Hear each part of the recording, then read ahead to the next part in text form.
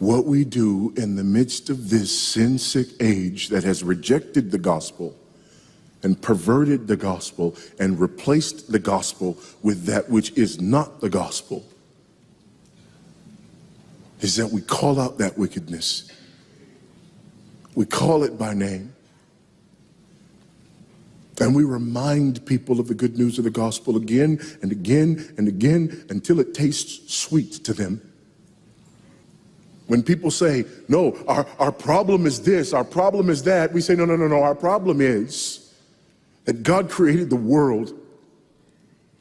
And God created man, and he put man in the garden to keep the garden, and he gave the man a command.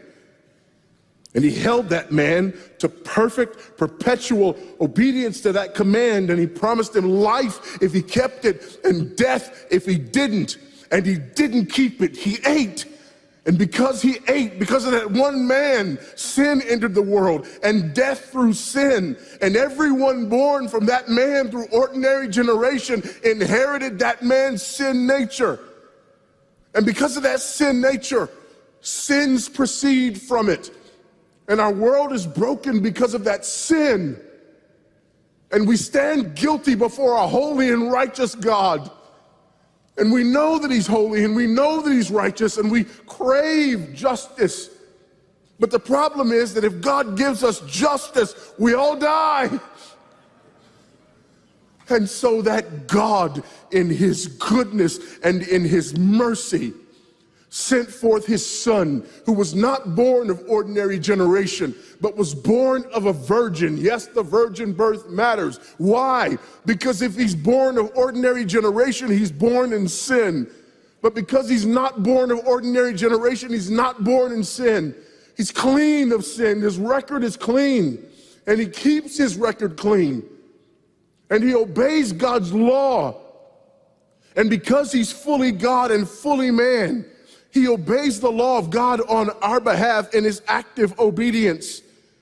And then in his passive obedience, God made him who knew no sin to be sin for us. All we like sheep had gone astray. Each of us had turned to his own way, but God laid upon him the iniquity of us all. And Christ died for sin once for all, the just for the unjust.